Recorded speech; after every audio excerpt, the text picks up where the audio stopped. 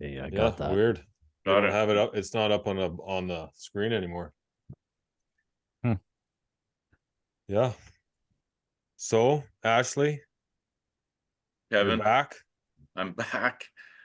I'm in the middle You're of you're it. back on the podcast and you're back for your week of doing whatever you do during the week to get ready for the weekend. Yeah, I'm You've been right grinding, man. Grinding like Pete. on all fronts. Yeah, Pete. Yeah, we're kind of kindred spirits, I think, from what I'm hearing there. Yeah, except my hat's off to you because I'm not trying to record mine. my Well, that I would. that's Yeah, that's that's not something I brag about. that's a whole nother level though. Trying to capture everything that you're doing as you're going along, plus actually doing what everybody else is doing minus that, like Yeah, that's a lot of shit to do. it doesn't help. Yeah. It doesn't help the hunting. It's like I'm I love it, but it doesn't help. Yeah, but I speaking of help, I did uh, get a cameraman join me for the first time last weekend, and that did help. I almost felt like a hunter again, even though I was still filming quite a bit. It was nice to have someone who understood, shot composition and what we needed to capture to get it done, and I could just, work on a bit of the hunting. It's That's awesome. yeah, it It's got is. to be a bit of a stress relief to a certain extent. I mean, you always want to know what's on there, but yeah, It when it's is, one. and not sorry. Yeah, and now that I scrubbed through like his work, yeah, it's good. It's some of it's better than I could imagine putting together myself. So it's a level up. He's just a kid and Awesome. he's just hammering. Yeah, so it's good. Yeah. Well, Pete, you've had a hard run at it as well. Both you Oh, guys have had. fuck. It's It's it's been not for abysmal. lack of effort. And like, the thing about like whatever it is you're doing, whatever it is you're chasing, whatever it is you're working on, it's really easy to stay motivated when things are going good. It's when you grind and you grind and you work hard and things still are shit. But that's what I just love that part, because like I love the position that you guys are in, because it's only a matter of time before it's like boom, right? And then it all just like a switch, it just flips. It just feels like it's worth it once that happens. And it's not the first season I've been dry this deep in the mule deer, but yeah, it's funny. You kind of once you get that switch a few times, even late season, like last year was December 3rd, I think I got my mule deer.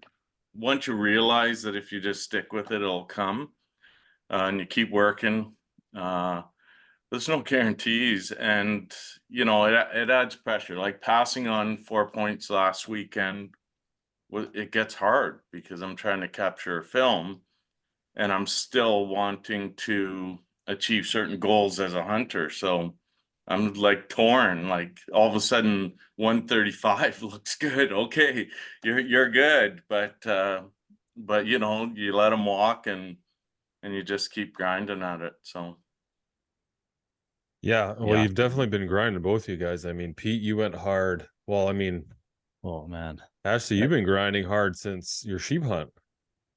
I haven't stopped. I've got Yeah, a you've lot. been going every weekend. When did you And start your sheep hunt? every time I talk to you, you're going hard. It's like Thursday, you're back at it again, just going. Then you come home, then you got to deal with your other shit, right? You got to deal with life, Yep, and then you're back at it again.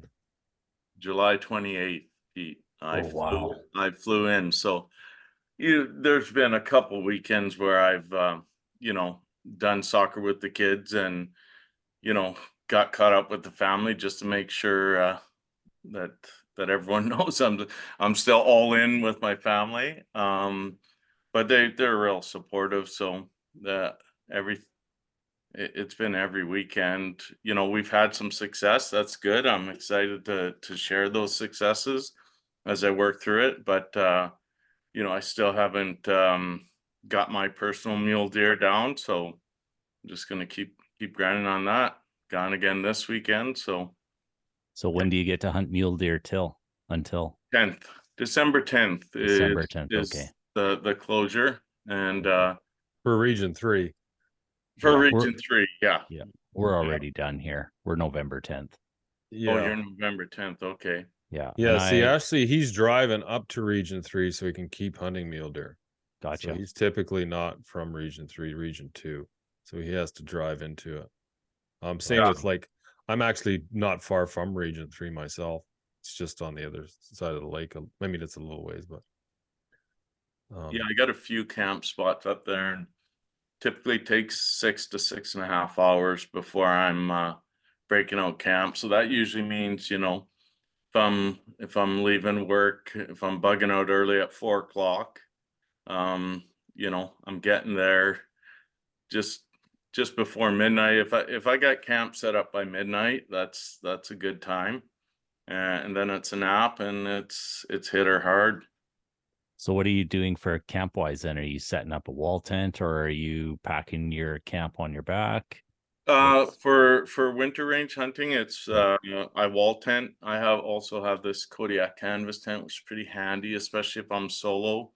Okay. I'll just break out the Kodiak. It's easy to set up one man, and I still got the wood stove. It's pretty good setup. But the last couple weekends I've been in, full-fledged wall tent. I had two guys with me the weekend before last. And then I had the cameraman with me last weekend. So Nice. yeah. Yeah. Yeah, you gotta, especially this time of year, you gotta be comfortable in camp to be going hard, especially if you're pulling hours like that, straight from work, straight out. well, the It- thing is you're limited on hours this time of the year, which really sucks. I mean, it's always the case with whitetail season, late season whitetail season. Man, it's getting dark at 3:30. yeah. And so, you find you have a lot more camp time than you do either time behind the glass or get into your spot or getting out of your spot. So it definitely adds to the challenges as you get into it later in the year. Yeah, I'm definitely, Bank on that. I don't know about you, Ashley. Like I'm solo, I'm just strictly on whitetail right now, but I imagine it must be running through your head right now, big time, just the daylight alone and being like trying to prioritize certain areas. Like if you're hiking into an area, it's like that's how I'm kind of running my whitetail right now. Even though I leave first thing in the morning, it doesn't take long, a couple kilometers or whatever, and all of a sudden it's noon and it's like, oh shit, you only got 4.5 hours or whatever left and it's dark. What's your next move? So I imagine you must be, especially for those high country mule deer and all that kind of stuff.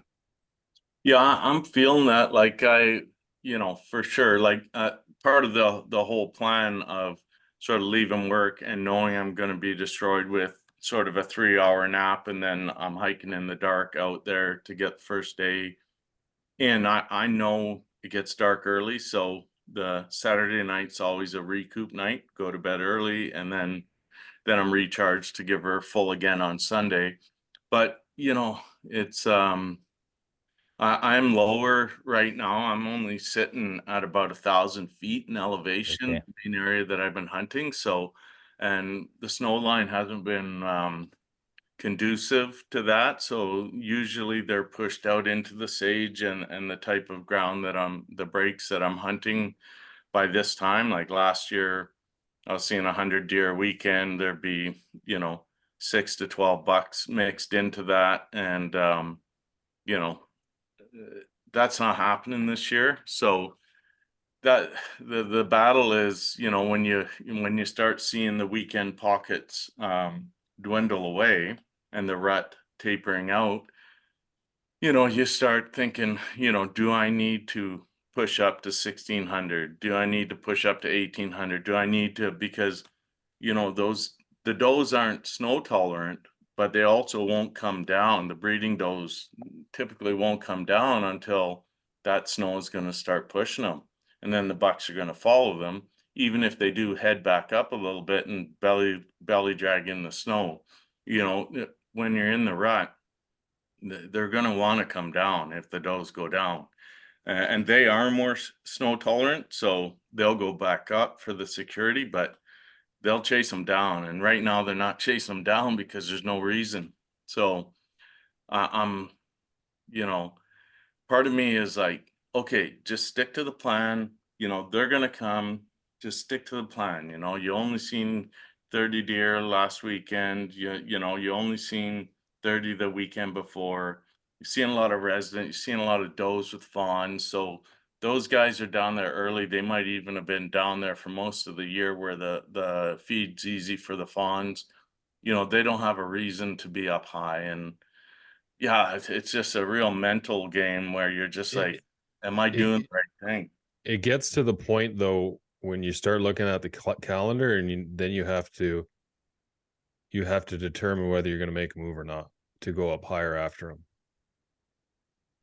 You know what I mean? Uh, you're sitting there, you only have like unfortunately the deer don't wait for us. So if they're up high, they're rutting up high, they have no reason to come down. Then, you kind of gotta just either make the call. Like, it's tough too. It's like, well, do I sit here and wait, or do I go up into the higher, thicker stuff where, it has its challenges too, because the higher you get in elevation, the thicker it gets, the harder it gets, right? So it's a tough call for sure, because like you're losing a lot. The higher you get, the less glass you get to use, because you're getting into that thicker, more condensed topography. Whereas you get down a little lower and you're into more of the flats, you can just see so much. But again, it's like, well, like you said, the rut's dwindling down, and what do I do? It's like flip a coin. It's like, do I come down and wait? Do I stay here and wait for them to hopefully get pushed down, or do I go up and chase them up there?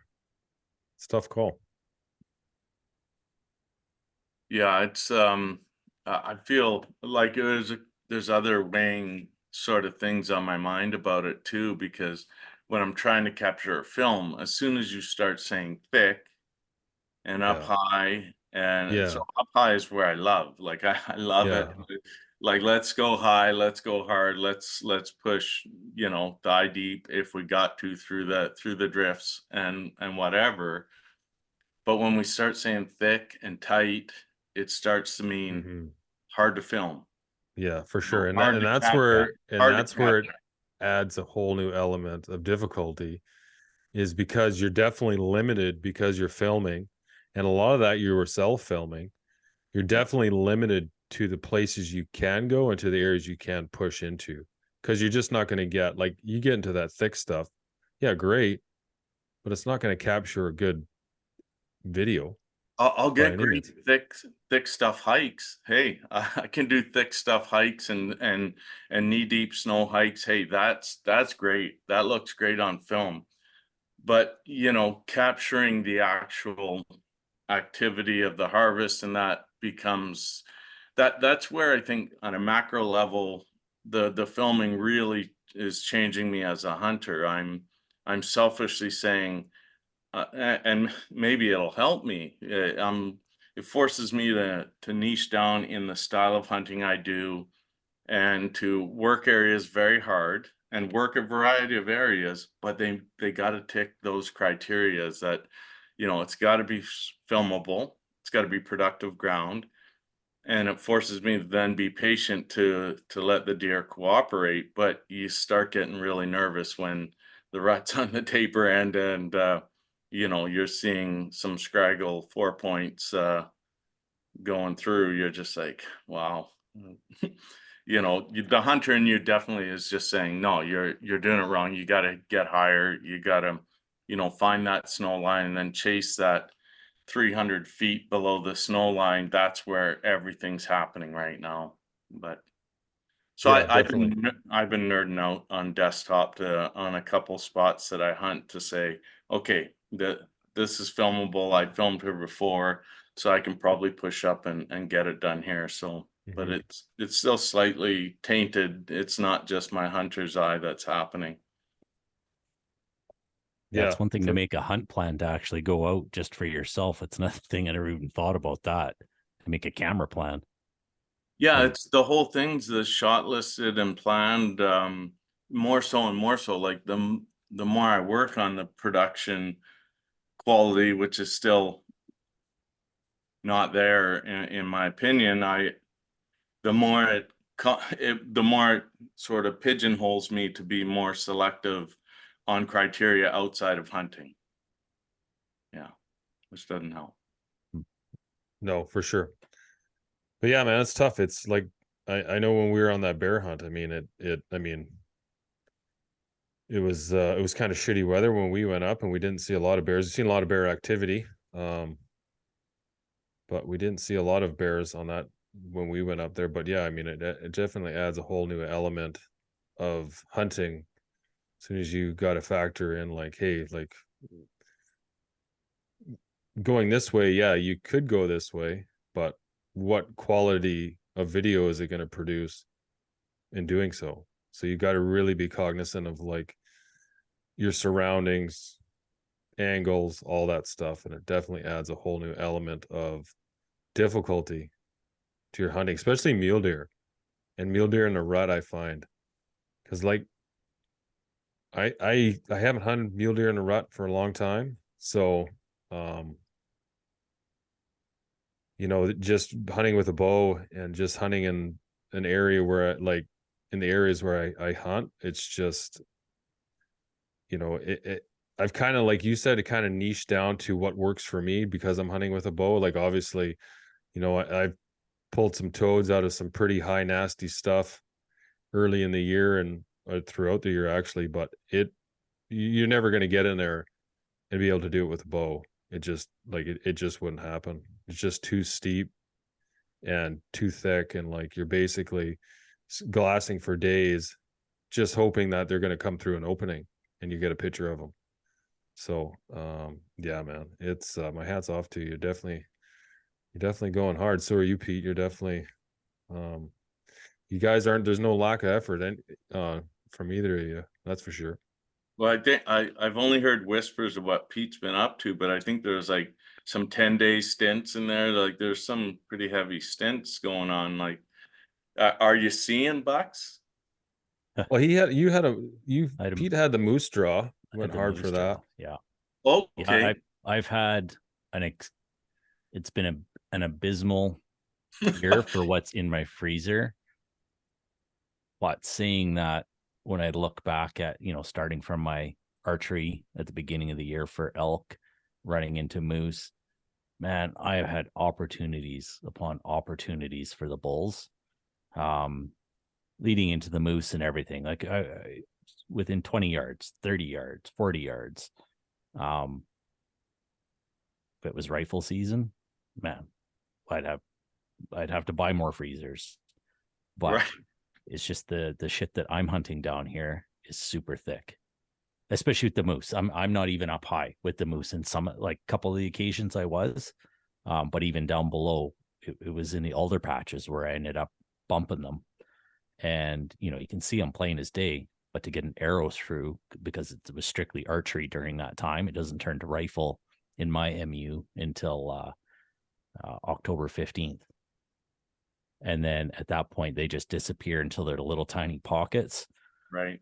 And there's still zero snow. Like I think on my last trip out for maybe 5 kilometers of the road leading up there, the snow finally came down and I had about 2 or 3 inches that I could actually track with, but there wasn't a single track to be cut. So that gets tough when you can't even, you know, like put miles on the road looking for track coming across and then park the truck and then start hiking in. Yeah. Like there's nothing. We still have no snow. I went whitetail hunting tonight just for a quick drive because I got 4 days off here starting Thursday. So I went up to an area that I know usually is fairly active with deer. And I was like, oh, let's go for a drive. I just want to see tracks, see if they're in the same area. And once I got high enough, there was a little bit of snow. But I bet you 90% of it is bare ground. And it's just like, well, frick, this sucks. Yeah. So I know where some stuff is, but it was also super. There's quite a few hunters up there. So I don't think I'm going to go up there.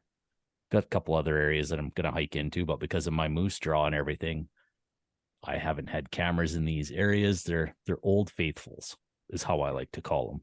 Okay. but I have no Well, you clue know, what's guys in were there. getting it done before the age of trail cameras. Yep.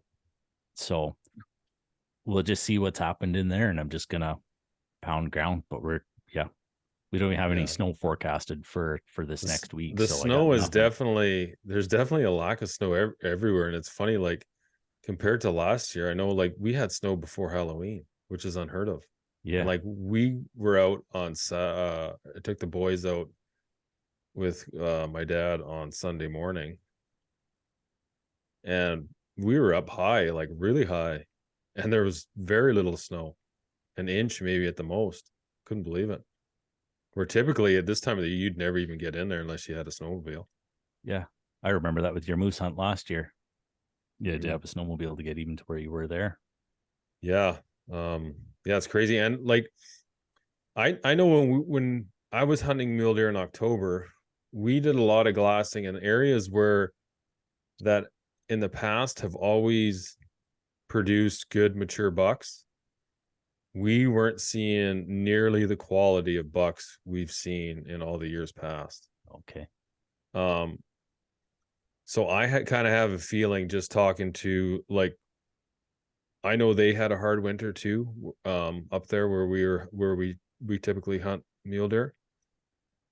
And I have a feeling that, and it came fast too. So I'm kind of feeling like, you know, a lot of those mature bucks, they might have got caught in that stuff and they might not have made the winter. Might, you know, and just the length of the winter, like it was for here for you know, southern BC to have a winter that starts in October and doesn't leave till April is unheard of. So that's a long winter for those deer to survive through. And we got into some pretty nasty temperatures. Yeah. On December 3rd or 2nd, I can't remember exactly, when I shot my mule deer, it was -28 that morning. Yeah, crazy. And Yeah. yeah, that's pretty cold. For the area I'm hunting, you know, usually the cold days are, you know, -21 kind of, you know, that's when it's starting to be peaking out at what it gets for cold. And see Mhm. -28 at that point, and there was a foot of snow right down through the breaks. You know, that's equaling a pretty tough winter. I'm pretty sure. I'm hopeful that, you know, we don't have, you know, a huge impact on the bucks and that they are just coming down with the snow slow coming. But you can't help but think that that winter was pretty tough, right? So Yeah, for sure. I remember mule deer hunting, and well, we were both talking to each other at that time. And so it was, you know, probably November 5th to 9th ish. And I remember it was -20 down here. Like something yeah, just flipped the switch, and I've never hunted in -20 in the beginning of November. That's usually a December kind of deal. yeah, for sure. So yeah, Yeah, it was it's cold. a It was long haul. unusually cold last year, and just you know, lots of snow, and it just lasted. It was a really long, hard winter. And I know I've talked to you know, really, you know, guys who put a lot of time and studying into winters and deer management and winter ranges and all that stuff. And you know, you talk to Robbie Denning and he'll be the first, you know, first thing he says, the biggest killer of mule deer is winter. So you know, and I just can't help think that seeing the lack of quality, like it. And if I'd only been in there for a year or two, you might just think of it as, okay, well, you know, maybe last year was just a good year. But being in there enough now and knowing the people I know that have been in there, you know, for decades now, and hunting with the people that I hunt with, and they said, you know, this is really, really low for the buck numbers. You know, like the does, they'll stay down low, they'll come right down low. But you know, those bucks, they like to be up high. Even after the rut, they like to push back up where they're Mhm. comfortable, where they're safe. That's how they got big. They don't get big being, you know, down where they're vulnerable. So yeah, I just have a feeling it was just a hard winter. And you know, I've been talking to a lot of guys in Alberta too. They are suffering the same thing. Really, they're talking low mule deer numbers. Um, you know, they're just not getting the quality. You know, on a province who breeds quality over quantity, or quality over opportunity. They're kind of suffering the same thing we are here. Yeah. And from the hunting perspective, like back to what Pete was kind of saying, and I think what I was trying to touch on too is snow is information. It's the best information you're ever going to get as a hunter, whether you're in a new area or an area that you're used to. Um, the snow makes finite timelines, gives you really solid timelines of when things are happening. Because if there's active snow the day before you get there, that gives you a timeline to when whatever sign you're seeing was happening.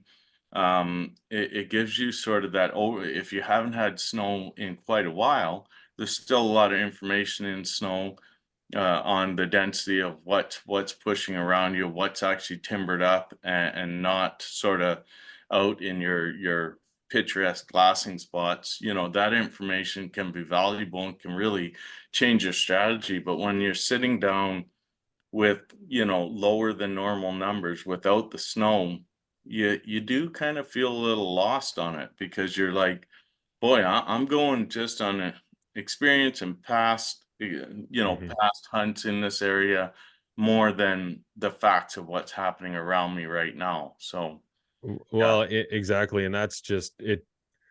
It's all part of the process of hunting. It takes those, you have to go through things like that to adapt to them. And then, it might be, maybe it's going to be like that for a year or two, right? And then you have to kind of like come up with a different game plan, different strategy. Because like, let's be honest, like if it ain't broke, you're not going to worry about fixing it, right? If you're going out consistently, getting it done, and doing what makes you successful when you're hunting, you're going to keep doing it. Yeah. Yeah, that's experience at the heart of it. That Yeah. is, if it's working, once you figure a few things out and you get a Mhm. few things working, that's the struggle I'm in right now, because I want to abandon what's worked for me at this time of year because I'm not seeing the same conditions. And that's where you get stuck in the trap where you want to stand resolute with what's worked for you. But you have to be, I think, to the point you're making, Kev, is you got to adapt a little bit. And like I think today I kind of really hit the trigger in my brain that I'm going to push at it a little bit different, a little bit higher. I got a good setup that I can run, and then if that doesn't pay off or I'm getting similar results, then I will resort to the tail end of the season back where I'm in my comfort zone. Yeah. Well, and see, if you do that, you push up high for a weekend. I mean, winter's coming. It's only a matter of time. It's going to come. So, I mean, fingers crossed, you go up there, nothing happens. I mean, I have a feeling that those bucks, they're still up high, and the does that are hitting estrus, they're just cruising up a little higher in elevation. They're moving up, and all the rut activities still, it's going on. It's just going on in Above the me. places where we don't like it to happen, where it's not Yeah. conducive to hunting. You're not getting those good you're not seeing the bucks, because not that they're not there, it's just because they're a little higher. I mean, like, I think it's just one of those years. Yeah, you have to adapt. And it's like, okay, we got poor weather conditions, like great living weather conditions, shitty hunting weather conditions, and then just coming off of a really hard winter. I think it's just got to adapt a bit, and try constantly just try new things, and then until it works, right? And then like you said, that's experience. Now then when when this situation happens again, and I'm sure it's going to, you'll you'll have all the knowledge for it. Couple gear changes. Yeah. Yeah, then something else will happen, like some predators will get thrown into your mix too. It'll chase things around a bit.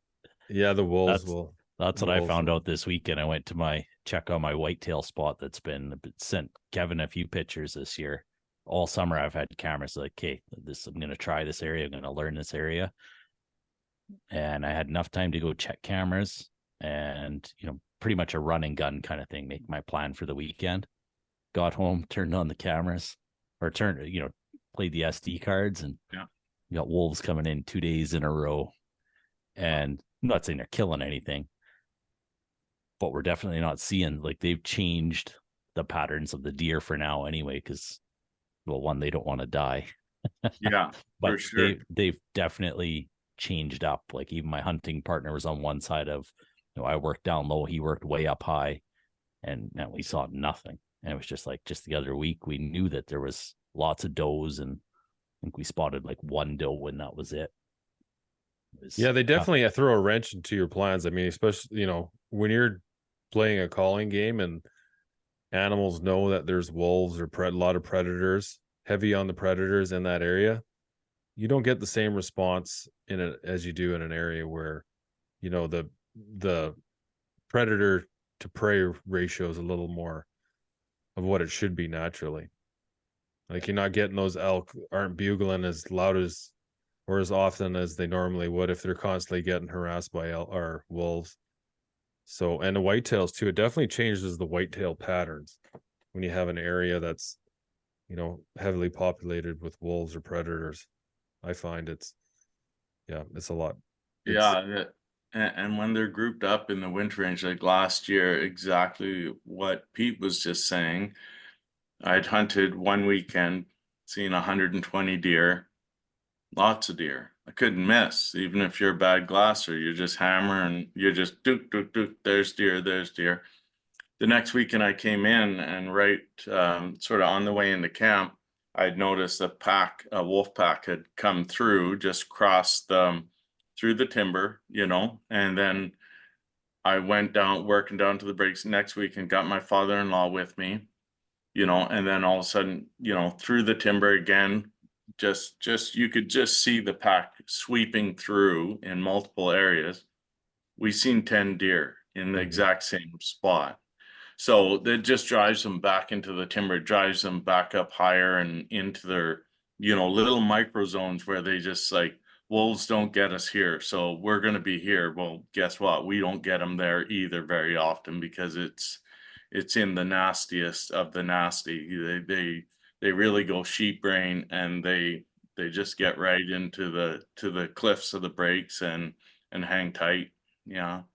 Yeah, they're definitely good at putting themselves in situations where they won't get killed when they feel pressure. That's for sure. Yeah, I mean, there no no doubt when the wave comes through, they send a pretty loud message. They knock out a few numbers. I'm actually going out with the BC Trapper Society this winter. I'm going to film a wolf hunt with them, so I'm pretty excited to see that and to help contribute to predator management in some of the areas. It's pretty neat. Like looking, like they had the provincial biologists and a bunch of people that have done aerial studies of the area, and they've done some predator management in the areas where, to try and help balance, particularly for moose, they were targeting, there were some areas where there was high predation on the moose. And the amount of recruitment they seen just from their effort of 1 year was amazing. And there's still wolves in the area. It's still all the ingredients are still there. It's just there's certain areas where, it just gets really intensely imbalanced.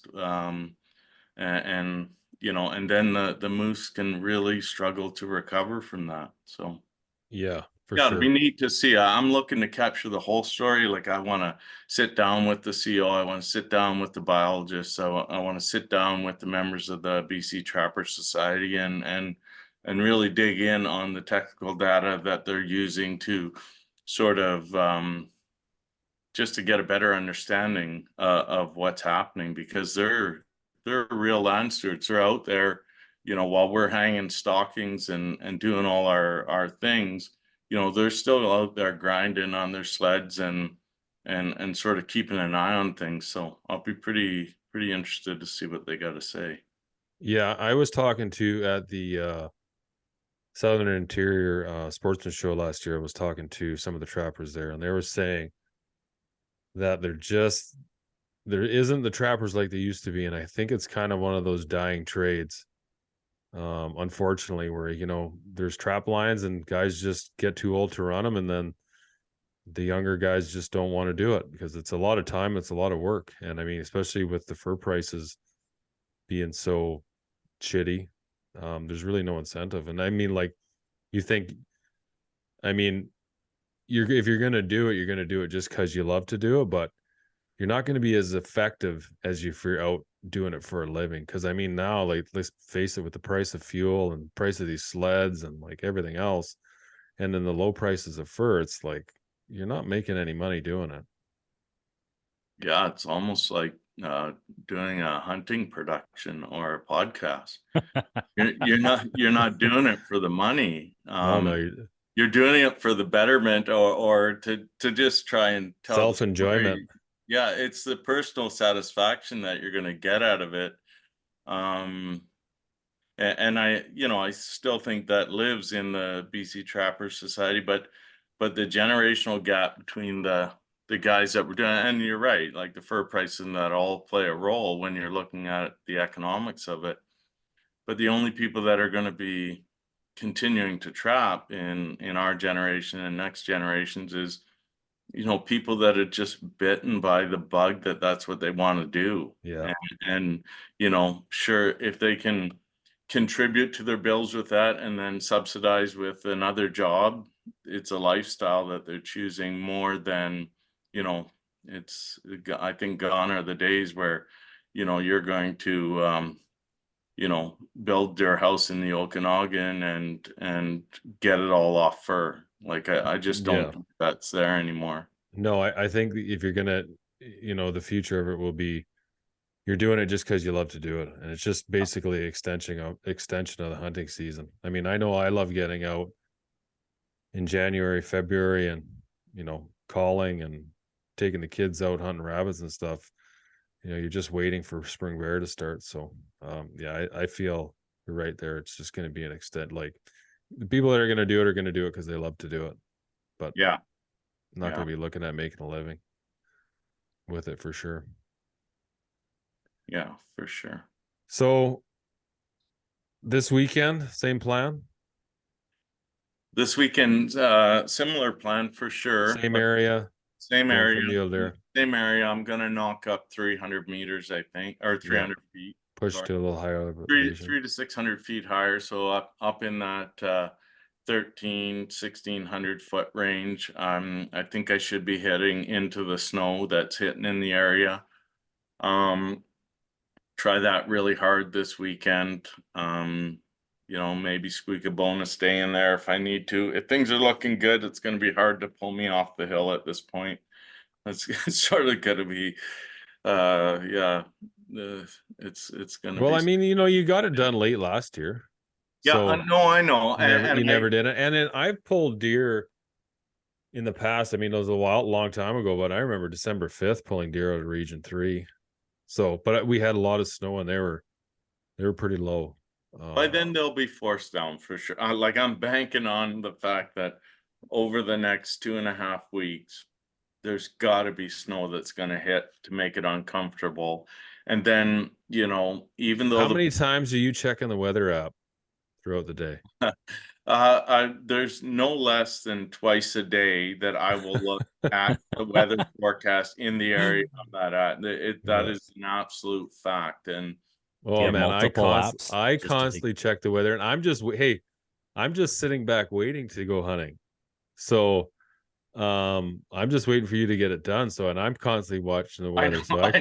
I got you hung up there a little bit, but yeah, I just can't. No, it's all good. We're like, fortunately enough, Region 3 is not far away, and you're allowed a buck in Region 3 and a buck in Region 8. So, I mean, I'm going to save my Region 8 tag, but taking the kids out and spending time with my dad, their grandpa. I mean, it's hard to beat those opportunities when you get them. So I do appreciate you splitting your whitetail regions up like that, while us lowly old mule deer guys are still out here slugging away for our one and doneer. Yeah, I'm telling, like, earlier the better. I mean, well, yeah, I'm trying. Hey, it's not like early in the season. That's one thing I found about, back to like really honing in on your skills and, like, your style of hunting, because everyone's style of hunting is differently, and it's going to be more conducive, I find, to quality animals. And like, I killed way bigger mule deer with a rifle than I ever have even had the opportunity of drawing back with on a bow, but I'm hunting completely different areas. Right. I mean, there's nothing wrong with the bucks that I'm taking with a bow. I mean, even the buck I got this year, was a good, nice wide 4x4. Yeah, absolutely. But it's just, you're not like, like, I've just had to accept the fact that, I'm not hunting the high alpine in the early season. I'm hunting more like the mid valleys and those bottom bucks, which they just don't produce as big of quality as bucks as you get in finding that high, thick timber. Right. But yeah, I really enjoy hunting them a little earlier. But having said that, we're at pretty high even. I think we were even at that time. We're still a lot higher than where you are now. But that's just the area, right? That area we're in. We're not we're basically hunting. We're not in that high thick stuff. We're basically just below it, hunting that stuff. So you still get some flat, you're getting that sage, you're getting those little areas of pockets of hay and stuff, and the grass, tall feeding grass. And then that's when they're really predictable, I find, at that time, right? Because they're looking for, we try to focus on a place where there's water. And it's just basically throughout the day timing and figuring out where the sun's going to be and what they're going to do. Because I mean, early morning, you find some deer. First thing you got to be looking for is where they're going to go, where they're going to bed down, because it's only a matter of time. They're going to go to a spot where they can bed down, and pretty much on a dime, you could bet your house that they're going to sit down there for a bit, and as that sun moves around, they're going to get uncomfortable, they're going to get hot, they're not going to like the spot, so they're going to get up and move. And usually when they move the second time, sometimes it's 3 times, but they're going to get into a place where they're not going to move, and that's when you make your plan. But yeah, like I said, it's just not, those areas are just not conducive to like getting those bigger high mass quality bucks that I still believe British Columbia produces. Because like we see, you see, especially with Facebook and Instagram now, you see some slobs, once in a while, once a year, twice a year, talk to, even when I went over to see my taxidermist there, when I dropped my last elk off, he had a pretty big muley in there. It was probably 190. Wow. 190 class, Yeah, so definitely we have them here. I think it's fairly unsung, to be honest with you. I think we can be competitive with a lot of places that are very renowned for their buck quality. I just think, I don't know. It's just the way we're hunting them. We're going out, we fill our tags early, and because you got to grind for those guys, and you got to be able to pass 150 bucks to get to that category. And including myself, there's not a lot of people that can, well, and like. the thing about mule deer too is they're so hard, like you can't pattern the damn things. And so when you're doing your scouting, or you see one cruising through that thick timber, or he just happened to poke his head out and you got a glimpse of him, when he moves back into that thick timber, man, and you know what it's like in there. Like, for them, they're moving at 3 times the pace that we move, because we're got to move over these trees and under these trees, and like, you're soaking wet and it's thick and you're making noise, and it's like, man, that's why they go in there. And that's why I could just imagine the deadheads that would be sitting up in some of those hillsides way up top, the 2,400, 2,600 meters. I bet there's some bruisers up there. But I mean, like, you never find them. I mean, like, sure, guys, they're just hiking and randomly they'll come across it. But we don't, like, our topography is just so much different than you get, like, where you see that down in Colorado and Wyoming and, places that Utah, that that produce big, good quality bucks. Not that, not saying that we don't have them, but they're just, like you said, they're just so hard to track down, so hard to find, and so hard to keep your eyes on. Yeah, for sure.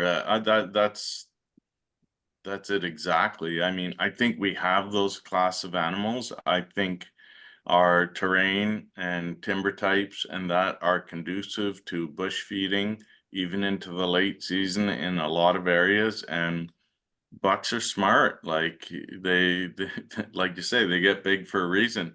And the reason, when you're down shed hunting on the winter range, yeah, you can find great sheds, but I think it's true that you'll find that the slobs are dying up high. They're Yeah. they're going back. They're not making it. They might have got some rut in on their last year, but they're already pretty sickly, and they just don't come down to die. They just shut her down, Yeah. somewhere mid elevation and some hole, and that's where it happens. Was it you that I was talking to about the Popeye, that the Yes, it was. famous Right. Wyoming buck? Mhm. That one was apparently supposed to challenge the Burris buck, and nobody shot that thing. Um, you all right over there, Pete? That was weird. You're getting hacked, maybe. No, it's work text. Oh, I see. Something just popped in. It was just weird. Yeah, I didn't expect my screen to go black or whatever happened. I've never seen that. I thought maybe you're getting invaded there or something. Yeah, that buck, yeah, he just died of old age. And like they have a picture, one or two pictures people got from him. The guys looked for him hard. They hunted him hard, I guess, for like half a decade trying to find this buck. Never found him, but he just died of old age somewhere up in the hillsides, right? I Hmm. mean, and like we've all shot animals or seen a carcass, and like it doesn't stick around for very long. No. Once all the little critters start pulling it apart, and then the bigger ones, they get on it, they drag it somewhere. It doesn't stick around for very long.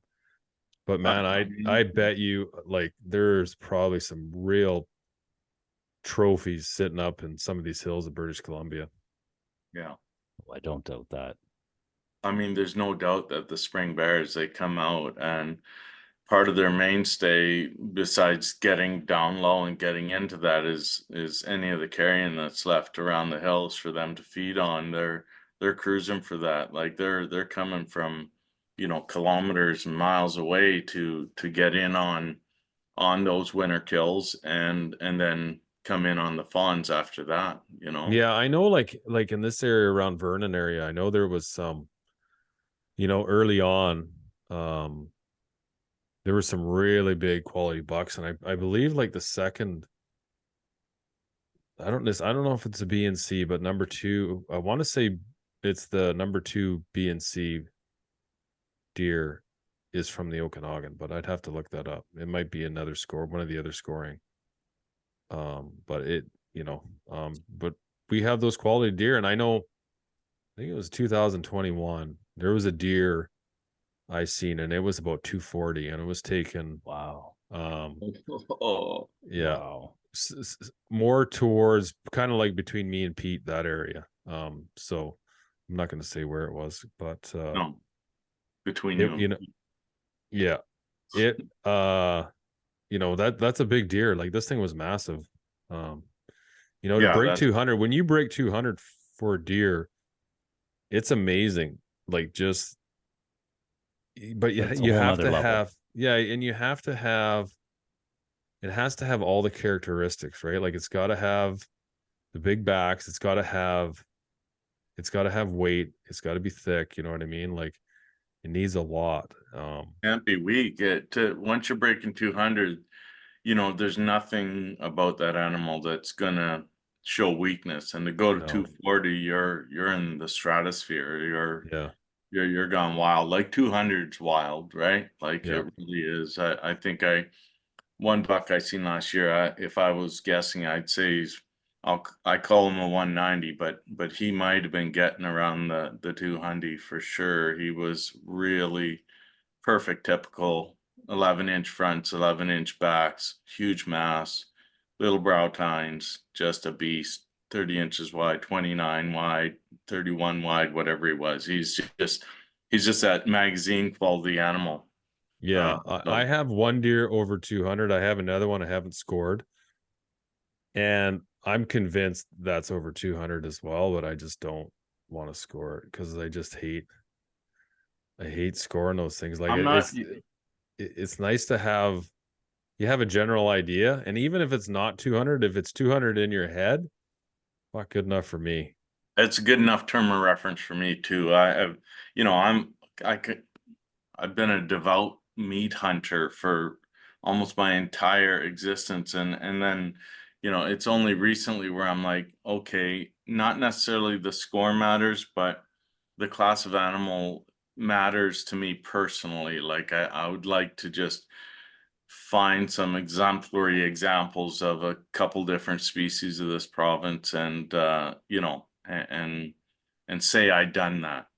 And Yeah, that's what it is. I want to say I done that. I worked hard, and I passed up on things that didn't meet that. And it doesn't mean it's 200. It may be far under 200, but it's just going to hit me when I see it. I'll know what I need to see, I think. So I say yeah. it's all in the angles.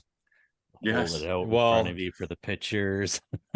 how Get a true little is GI that? Joe guy, Hey, how Oh, little true you is GI it? Joe guy on there too, and a little mini Ashley. I love hey, I'll just be back there patting the hind quarter. Yeah, Back you there, got look. like this. You're sitting there like this. They Yeah, yeah, could barely touch. yeah. Barely That's got their right. hand Yeah, just barely. that's right. Well, I'll put it. Yeah, Okay, there you go. I'm touching the deer, yeah. laying out full behind, and not big guys to begin with. And it's funny, like Yeah. so, like the elk I shot in September was a lot bigger than the one I shot in Alberta. And I showed Pete a picture of the elk I shot in Alberta, and he's like, "Holy fuck, that thing's fucking huge!" And like, I always take my pictures. I'm always up close. I don't like standing way behind it, like just touching it or trying to get a fingernail on the antler or trying to touch, holding onto its tail, or you got its leg dragged 12 feet behind it or whatever, right? I like it is what it is. But Yeah. that one picture I have of the elk, it looks like it's on it. So that elk, it's got really good. What is that? Right side is really good. So sure enough, like the guy, and like most of the time when I'm hunting by myself, and like this, Ashley, like I don't give a flying fuck about pictures. I don't care about pictures after. I'm just like fuck it, like whatever. Like the thing's laying on the ground, I'll take a picture. So I took a picture of that elk I shot in September, and it's laying on the ground, and it doesn't look that big. doesn't justify it. No, and then you see the elk I shot, you know, in Alberta, and just the way I'm standing and the way that, and I had another guy taking it, right, so he could get down lower, and like when, and like he was like he was sitting there like click click click click click. No, hold Right, on, yeah. go like this, click click click, and I'm like, okay, fuck it, like you know what I mean, like Got it. Yeah. yeah. So but my elk in September was a lot bigger, but yeah, and like, and it's funny because I show Pete that picture, and he's like, "Holy fuck, that's a good bull." And then I show him another one, he's like, Oh, "Oh, it's it looks just a lot bigger in the other one." yeah. He's like, It's "It's all about the angles." It's it true is. though. It's It's like, funny because I'm the same way. Like even my buck last year, even though you know, it's like I just went to work, sure I took video, of course, and nerd out on that. Forget all about, setting up my camera to take photos and whatever. So I get home with this thing, and I'm like to my wife, "Hey, let's take a picture of me with this buck in the backyard."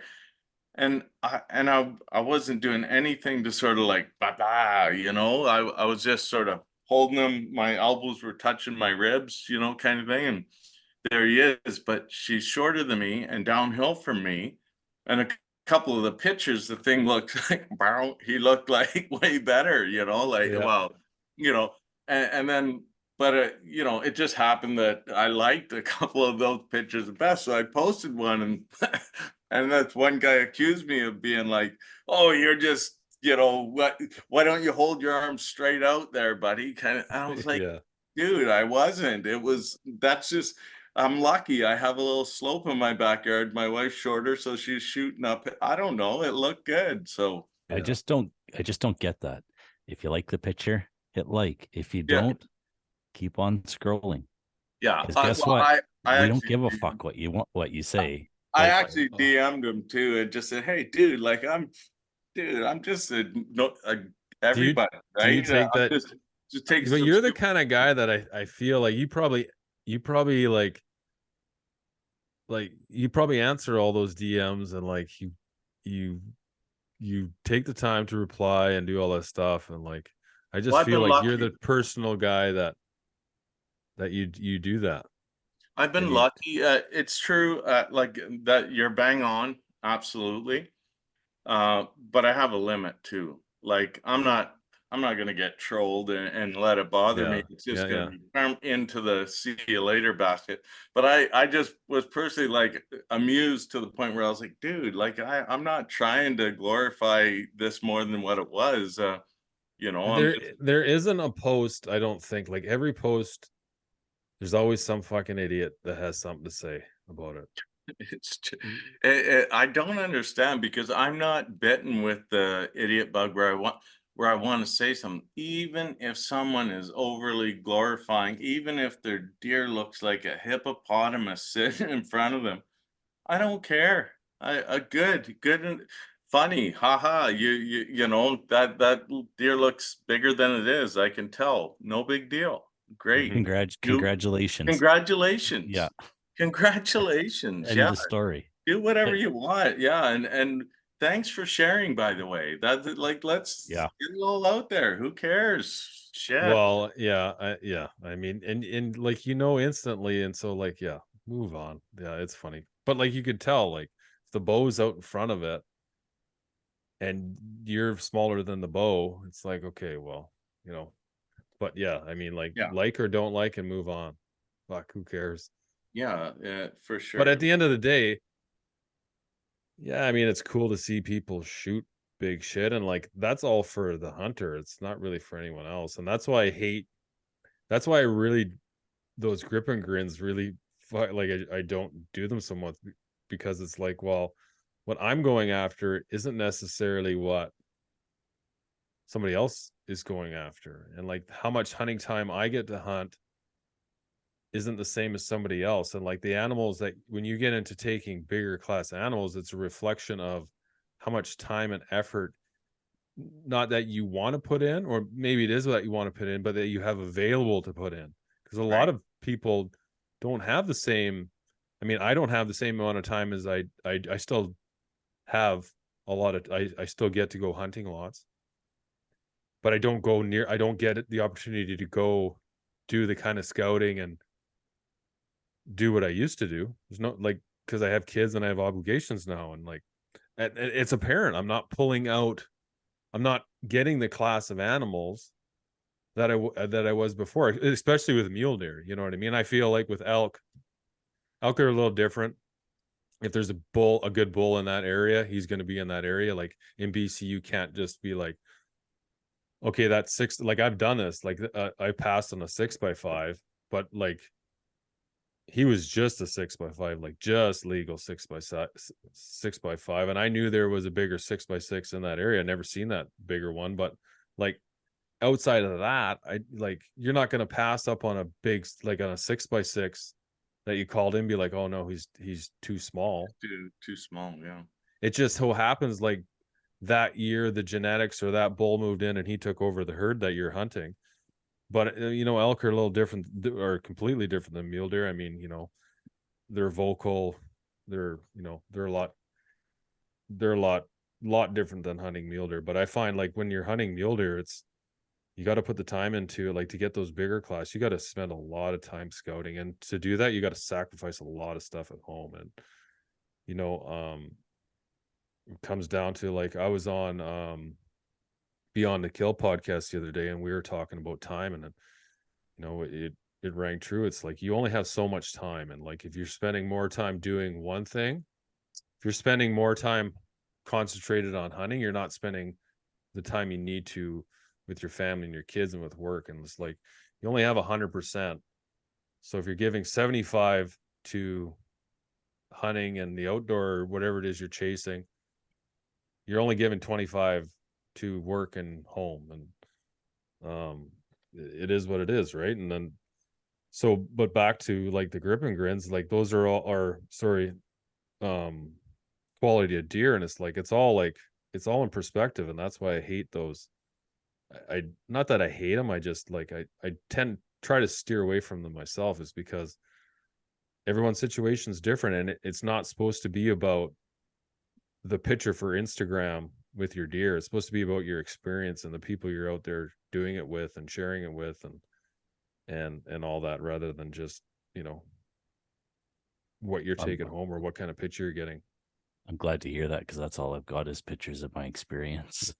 Yeah, well, there's hey, no you know what? animal pictures. I got a whole YouTube channel dedicated to the experience. But I take. And the thing is, you guys still go out and you still do it because you love it. Yeah. Right. You love it. Yeah, So I love it a lot more than just a grip and grin. Yeah, for sure.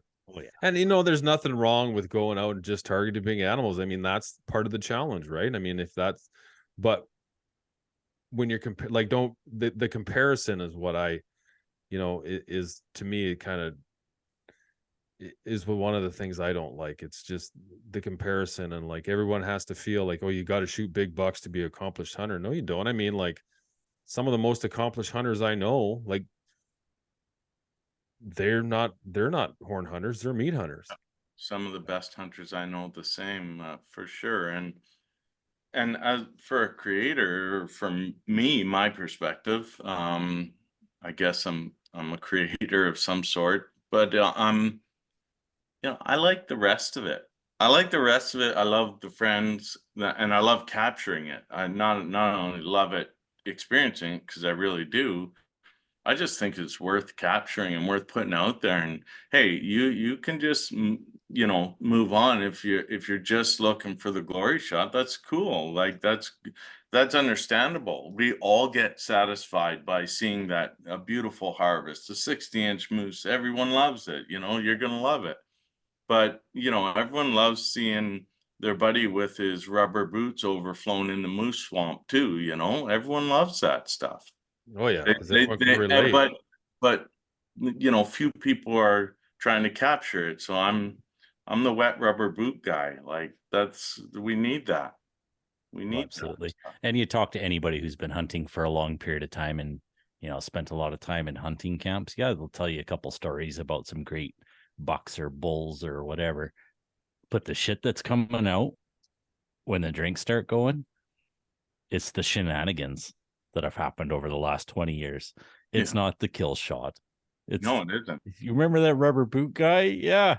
You remember that time he did this or that? That's what you remember. That's the best times. And if your kids or your wife or your, just family in general or friends, like that's what it's all about. It's so true. It's so true.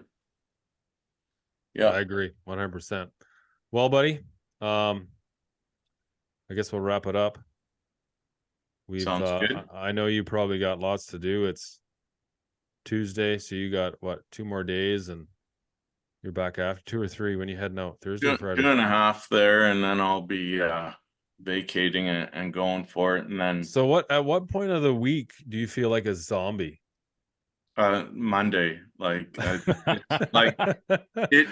there's no question in my mind that my attention span in this time of the year is greatly interrupted by the pursuit and the capture and sort of like the whole stew that I'm mixing up. It's like I'm so deep in it, it's not even funny, kind of thing. Yeah. So, but I mean, I think this weekend's going to be your weekend. You're going to get it done. It's only a matter of time, right? Like you're at the point now, like same with Pete, like you guys have been going so hard that it's just, and that's the thing about like not just hunting, but anything you do in life is like, it's those points that like I was saying earlier, like it's easy to stay motivated when things are going well, but when things aren't going well and everything is working against you, it doesn't matter what you're doing, no matter if you're hunting or playing sports or at work or whatever, it's when everything is going against you and you just keep staying in a positive mindset and you keep pushing and you keep just focusing on the things that are in your control and you just keep doing all the things that you know you have to do, and you just keep going day in, day out, day in, day out.